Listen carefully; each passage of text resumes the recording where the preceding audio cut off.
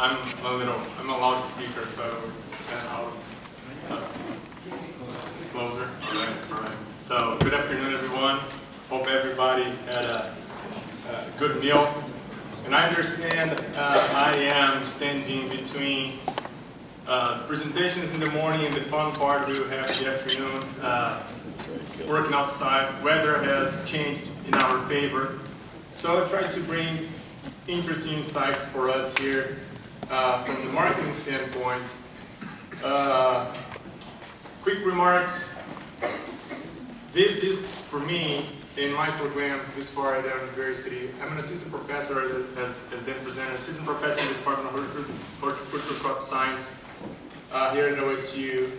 This is one of my favorite industries to work with.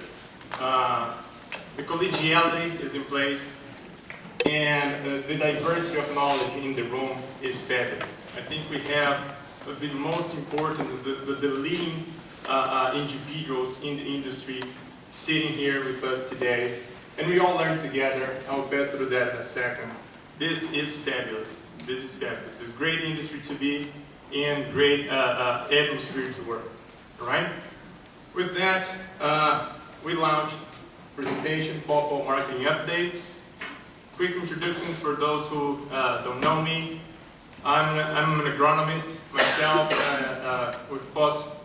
with training in applied economics, and specialized in agribusiness management, value chain management, and behavioral economics. As behavioral economics, you can think of any decision-making process, either in the hands of the consumer, the intermediary buyer, the processor, the producer. Behavioral economics gives us methodologies to study how people behave and make decisions when it comes to purchasing something, using a given an input, adopting a new practice, and so on. Okay, that's what the type of work we do. And I must say that every time I apply these methodologies in my group with my students, I love to do that hand in hand with the private sector. I'm a strong believer that academics don't know it all. It takes good complementarity, working together to generate new knowledge. I'm a strong believer that academic knowledge plus practical knowledge takes us beyond 1 + 1 = 2. So synergy is in place when we collaborate and work hard together as a group. Okay? Strong believer. My students have heard me saying that multiple times. Keep that in mind. I'm passionate about this. Now, getting into the presentation itself, this is my 3rd year in this conference. Presented first time in 2021, 2022 last year, and now. And I like bringing this material with you. This is for you. This is the USDA food dollar report, updated every year by USDA. Basically, it says that if we had $1, if an average consumer out there had $1 to spend in food, how that money would be divided. Okay, so farm production would take approximately 8 cents. Manufacturing and packaging would take 18 cents. Wholesale would take 10 cents out of that $1.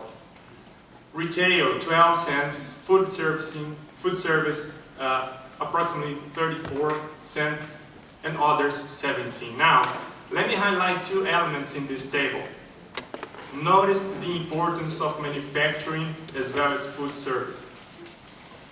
Meaning that the average consumer out there is willing to spend the majority of that $1 into food service, restaurants primarily, and manufactured products, manufactured goods. Right? This is out there, it is being renewed and updated every year. In 2021, so when we translate it into our industry, some initial estimates we ran, similarly to what we see in the US food dollar report, breweries and other manufacturing companies in our industry is where we've been capable to add more value or capture more value or the margins are healthier in the hands of manufacturing brewery. Not to say that there's no value in doing anything else, of course there is. But it's critical for these two stages across the value chain to be present. Right? So this is a way to generate more value to consumers, create more awareness to clients out there, because, well, advanced manufacture tends to be shelf stable, we access more people, that type of products travel farther, we create awareness and we aggregate more data. Now, that only happens if we manage to keep three things in place: quality standards, consistency, and we have supporting attributes. As supporting attributes, I say any other product or characteristic that helps us communicate value. Right? So it's not only the product itself, are the attributes of the product that matter. Consumers perceive value from certain characteristics, and we studied this. I will present some of the results we obtained last year when we studied this, a handful of these supporting attributes. Now, another recap number 2. Last year in South Centers, when I was presenting some of the partial results, I came up with this slide. Value chain structure for pawpaws in Ohio and beyond. Okay? Some basic characteristics of that value chain. We understand that our chain is at the incipient stage because we see so many intermediary relationships between intermediary stages in the chain and the final consumer. Every time it happens, it seems now like we are in a soccer team and everybody wants to score the goal. That happens when we don't have two strong intermediary nodes to process, and everybody needs to do everything. The producer has to sell, has to process, has to sell, has to run a farmer's market, and so on. So what happens then? We're dividing our time. What we do best gets a little bit out of our hands. So if we had strong partners along the chain to help us move that value along, we can do what we do best. Growers do best at growing plants. Processors do best at processing food. Manufacturers, so on. Right? Now, Rob made a question last year that I took to heart. Say, hey, is there any way we can possibly refine this picture? And this is our assignment. I took that as a homework and said, hey, yes, let's try to do that. And here's our 2 assignments. We did the work we conducted between more or less this time of the year last year and today.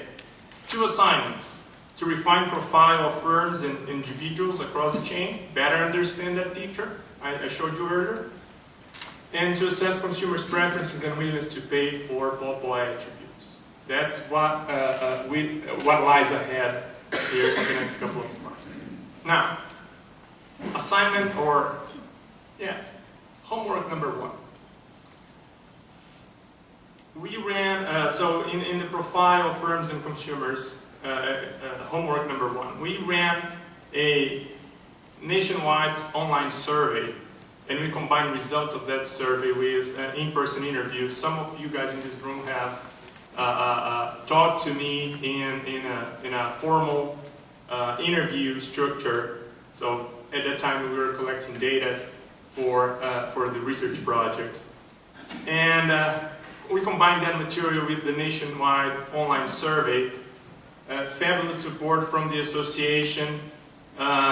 We created an online survey, distributed anonymous links through the association website as well as through social media fan pages. Valerie Levy helped us spread the word, spread that digital link with potential throughout the fan pages. I think she put that link in over 10 fan pages, if I'm not mistaken, through Facebook or Instagram.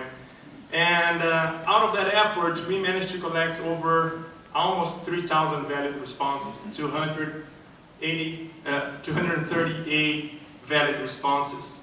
I think we had a good representation there. It's far from a census, right? So what we have is a sample, and we have to respect that limitation. But we had responses from 30 US states plus Canada. Respondents most often came from Ohio, Pennsylvania, North Carolina, and Indiana. That was a very flexible survey. It could be responded using a cell phone, a smartphone, or in the computer. And all members of the value chain could have taken part of it. Consumers, producers, nurseries, processors, manufacturers, very, very flexible survey. The respondents could self-identify, say, hey, yes, I am a producer, so a set of questions would pop up. Hey, yes, I am a consumer, another set of questions would pop up. And what we have ahead of us here is a summary of that survey. Okay? Let's dig deeper here. Survey, descriptive figures. If we look into so here's the counts.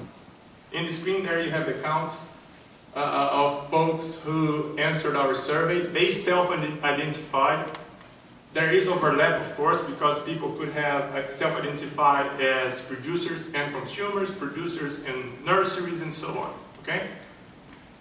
If we dig deeper into producers, what we learned from the survey: average production per operation, 209 pounds of fruit. Okay?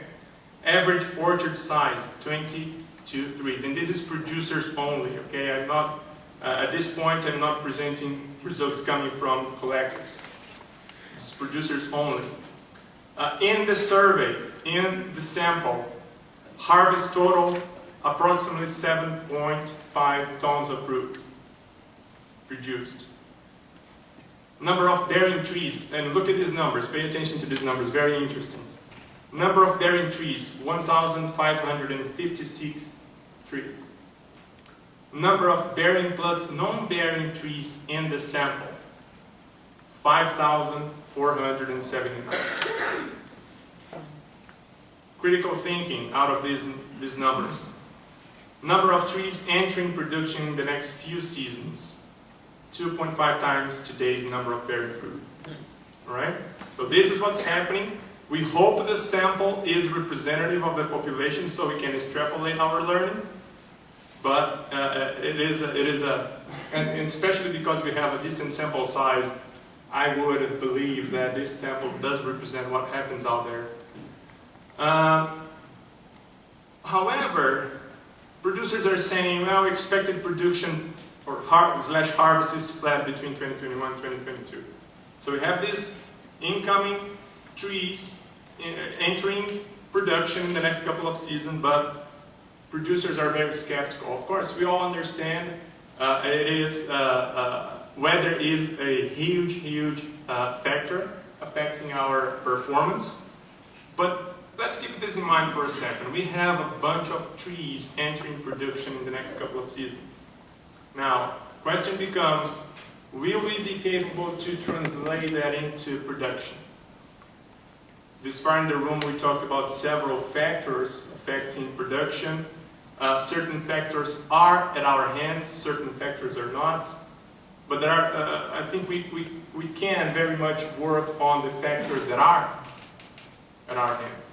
Right? Well, let's keep going. Let's move a little bit further. Now, when we combine producers and collectors, a question that was posed, what do you do with your harvest? Well, the vast majority of them say I consume. Alright? Out of 136, again, we have an overlap here, that's fine. Some people identify themselves as producers and collectors. Okay? Majority of people produce or collect for self-consumption. We have a small group of individuals who sell.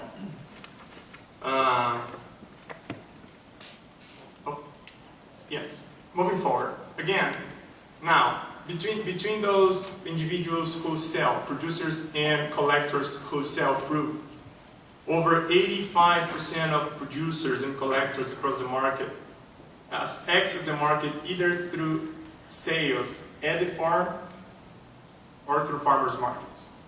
Okay, that's pretty much the two main channels we use currently to access the market. Either selling at the farm or selling at a farmer's market. A farmer's market booth that you guys might run, or you team up with someone who runs a farmer's market. Those are the two main channels. Okay, 85% of the producers and collectors out there do sell fruit through those channels. Now, again, just questions to pose and reflect on. Are we preserving the positive experience of our clientele? In the sense that we, most of the time, producers and collectors here are interacting directly with the end user, the consumer. Are we preserving that experience of the consumer? We are all co-responsible for the success of the industry in this room. We need returning clients. We need people who try pawpaw first time and say, yes, this is a marvelous fruit, I will come back. And we'll promote the fruit to a friend. Rule of thumb in marketing, we were talking about that earlier before lunch.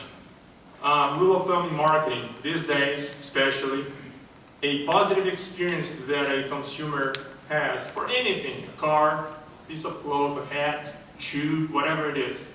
A positive experience is usually passed along to 2 or 3 people. We talk good things about companies to friends, to family, 2 or 3 people. But human beings are interesting. Yeah. We tend to say bad things much more often.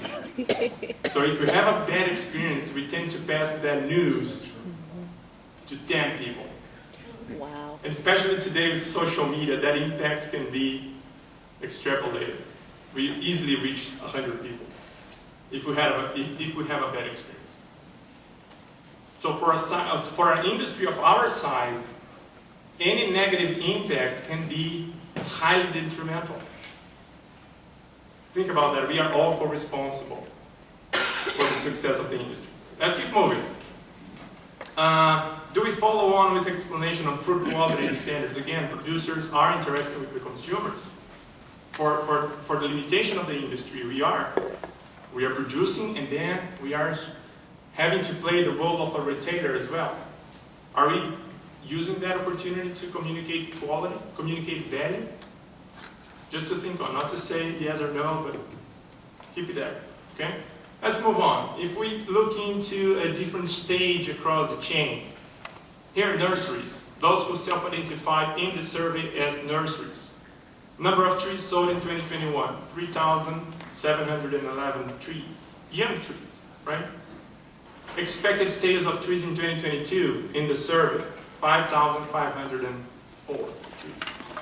Another estimated growth of almost 50%. Do the math. We already have a lot of non-bearing trees that will enter production in the next couple of seasons. And we have here nurseries saying that they expect to sell more trees, or they have now in 2022. Interesting facts. Now, we also asked them what varieties most of them grow. We had a total of 30 varieties reported in the sample. The most frequent ones were mango, overleaves, and sunflower. Overleaves and sunflower. We all understand that this might change from region to region. We had this rich discussion here earlier. Types of varieties or more adapted varieties might change from region to region, but this is what we had in the sample I'm reporting here to you. And again, we had over 30 varieties reported in the survey. Critical insights from the nurseries. Only 51 of respondents know the varieties of trees sold. Another critical insight. A total of 16 nurseries out of 47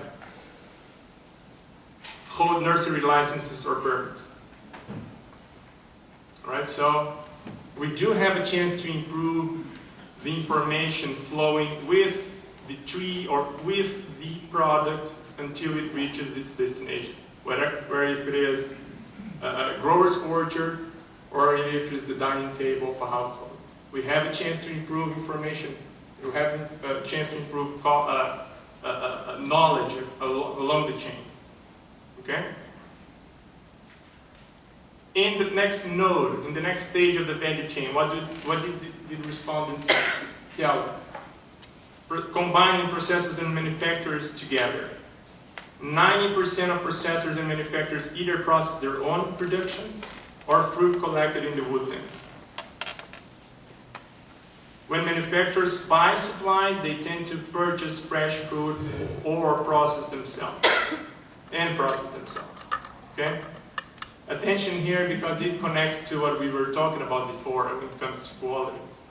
Right? There might be certain barriers for manufacturers here.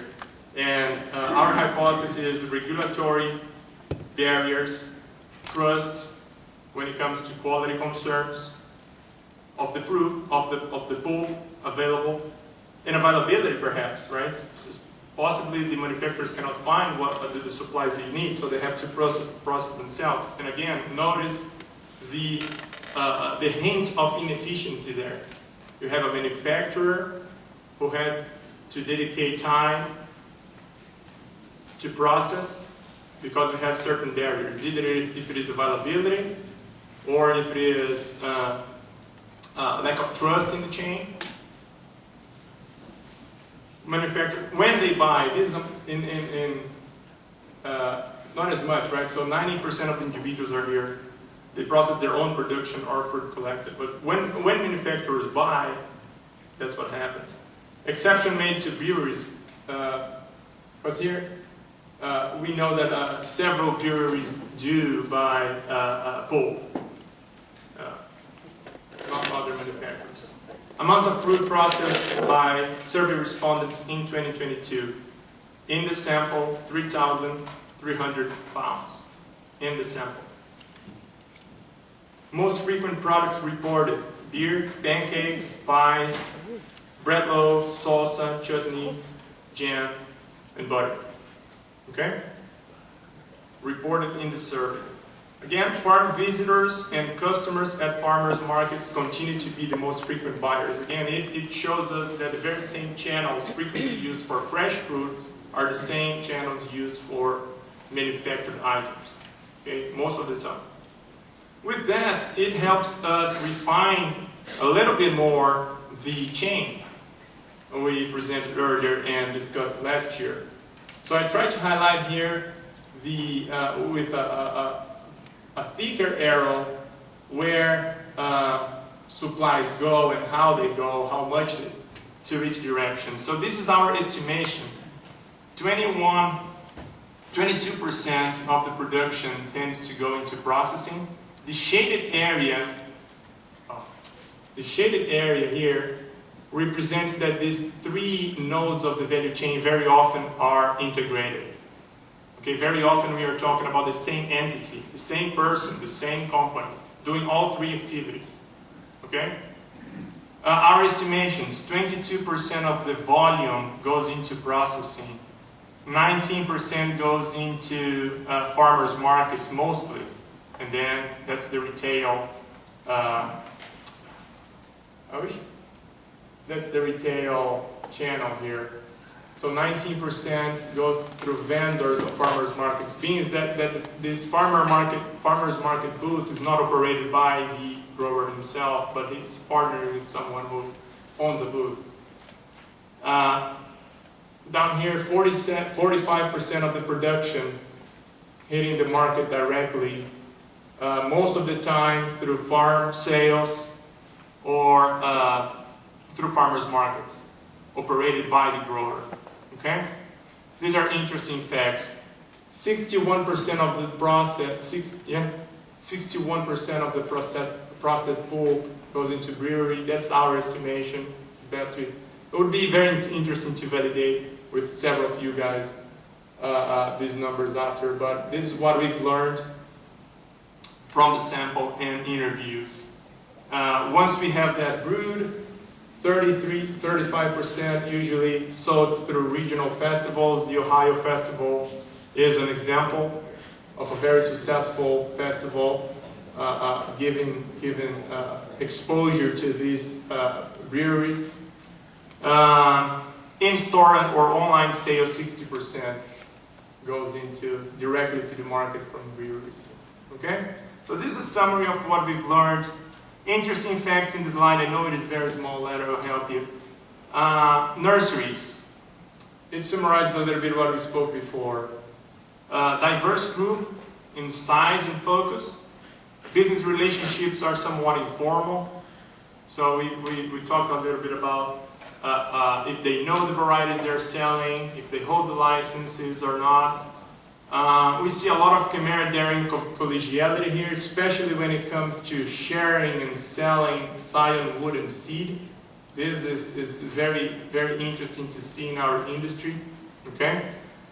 And growing sales, almost a 50% increase, expected increase between 2021 and 2022. That's what we estimated from the sample. Now, jumping into production, average yield we see in producers only, okay? 9.5 pounds per tree. It's way below full potential, right? So we know that competitive commercial growers can reach between 23, 27 pounds per tree, all right? Our average yield in the sample, 9.5. Now, the question is, and we know, in addition, we know the number of trees expected to grow fast in the next couple of seasons. I'm sorry. Oh. Yep, grow fast in the next couple of seasons. And the question becomes if that amount of trees entering production will translate into real production. So we have some limitations we discussed here. Certainly having best management practices for orchards will help us all, right? Certainly having more information, more knowledge flowing through the chain will help. In addition, if we manage to strengthen the presence of individuals in other nodes, perhaps we will not need to deviate our attention from what we know best in every case, in every node. In processing manufacturing, reduced level of specialization, specificity most of the time. Again, we see processors and manufacturers having to grow their own fruit or either having to collect their own fruit most of the time. Mostly home kitchens and or cottage license holders in these two nodes.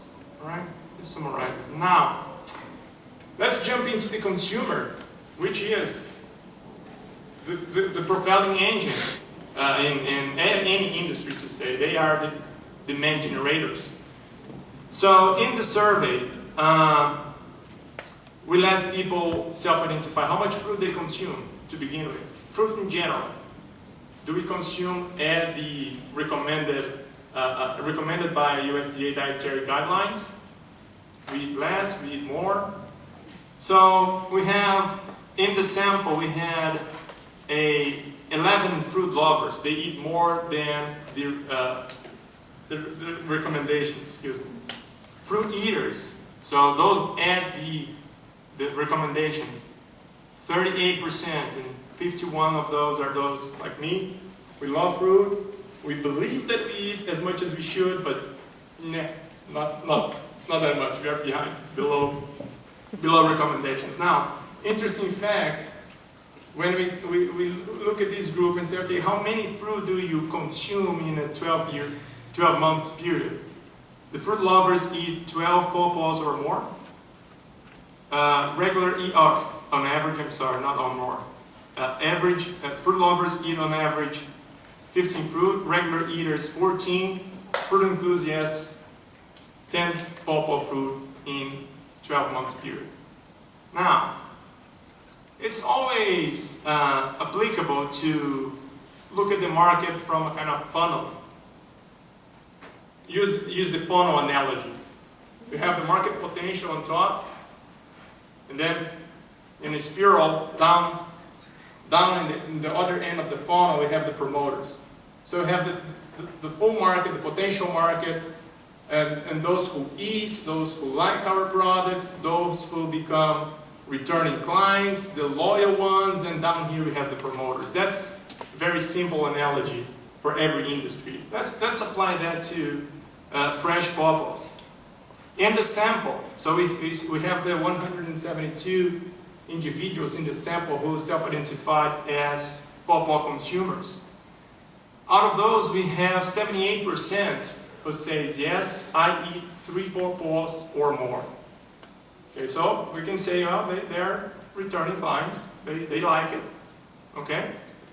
And how many of those are saying that this is not enough? 68% of them say, yes, please, produce more. I would like to eat more pawpaws if I could. Okay? Look, we have a potential here. We have now we have the numbers. Rod, now we have the numbers we needed. Yes, please, bring me more fresh pawpaws.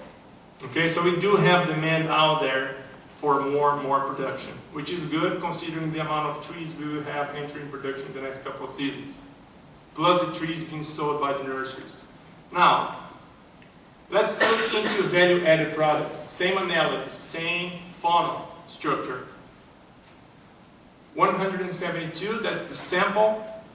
How many of them have tried value-added products? 45%. Not as many as fresh fruit. We would understand that fresh fruit is highly tasty, but again, we do have a market here, apparently, for value-added products.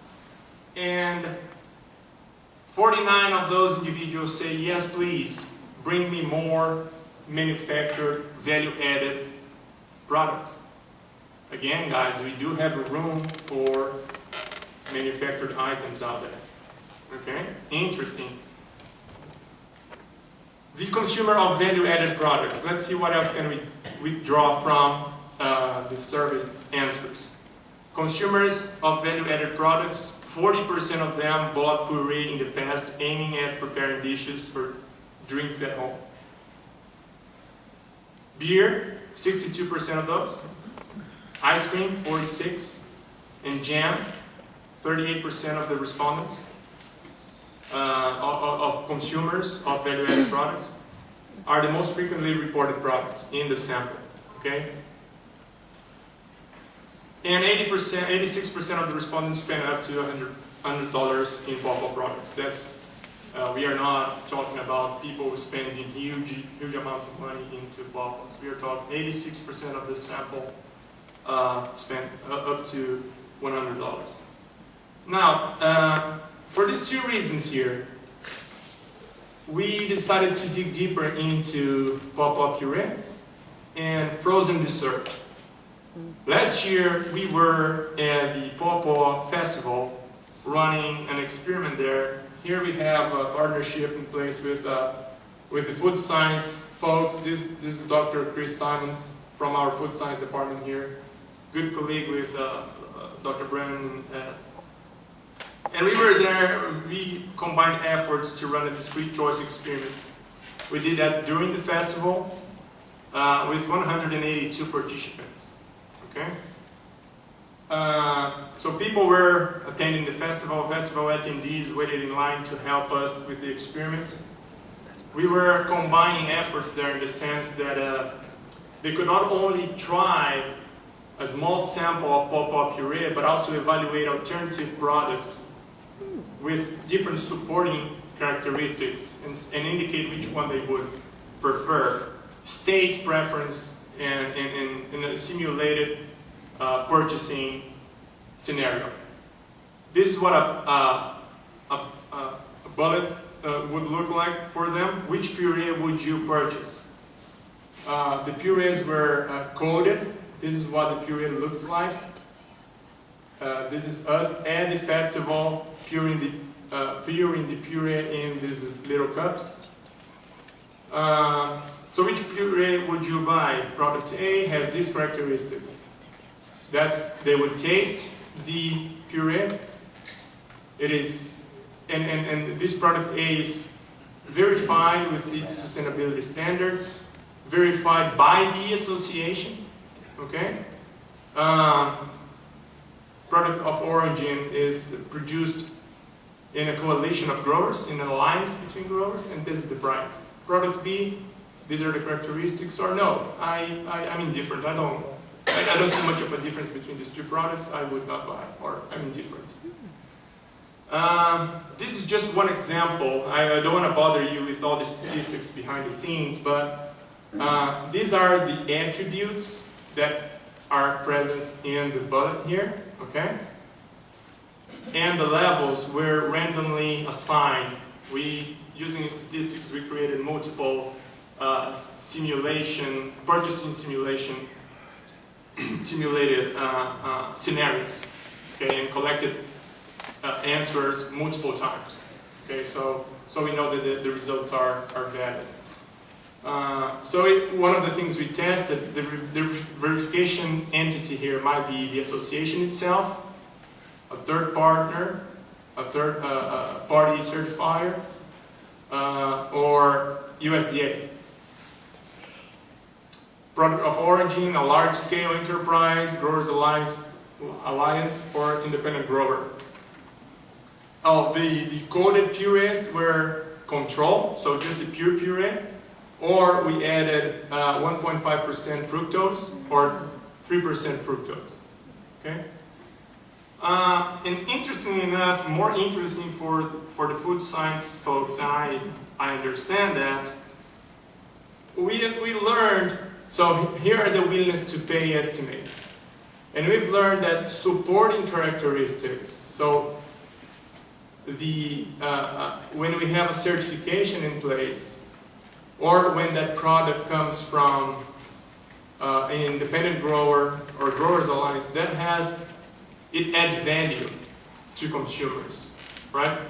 Don't get too caught up in the values itself. So a more very direct interpretation of these values would be, so let's take this for example, a consumer would be willing to pay $13.44 more when compared to a product that is coming from a large-scale enterprise.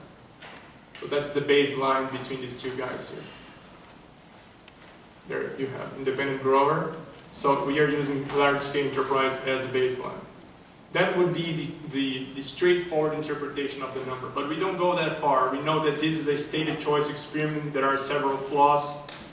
Let's hold our horses here. It's important to keep things very calm at this time.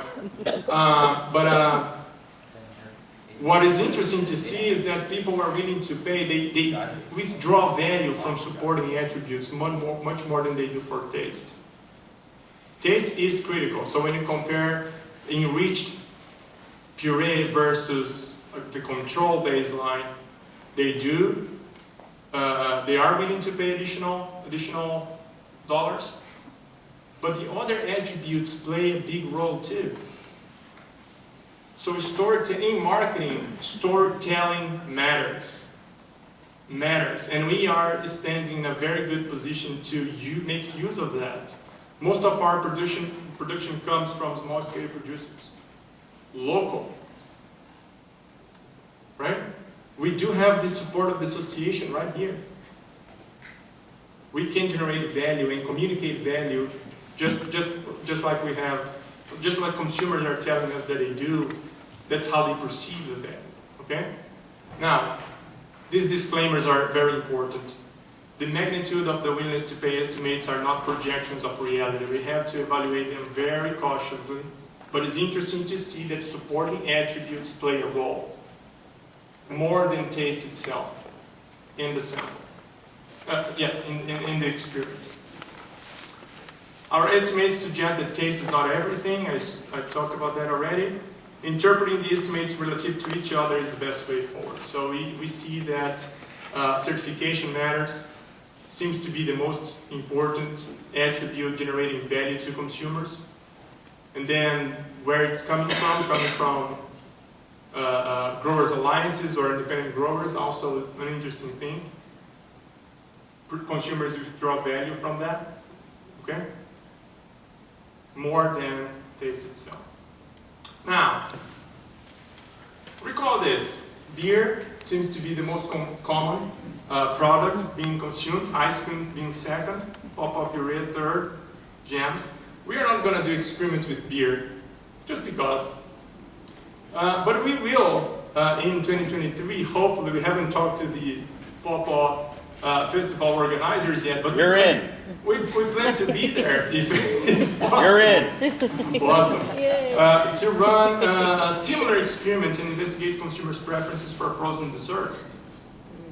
We will do something similar, but now looking into one step further in the chain. Not only a processed item like pawpaw purees, but different formulations for a frozen dessert, an ice cream.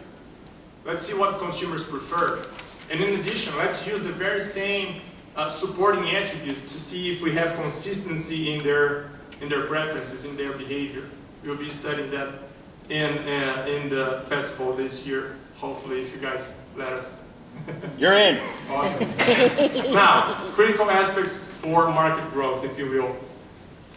Establishment of best agricultural practices and guidelines might play a big role there for several reasons. Focus on nursery practices and productive varieties might be one critical element. There is a large number of planted trees bearing fruit in the next couple of seasons, so a lot of non-bearing trees in the ground already, entering production. Now, will that translate into production? That's the question.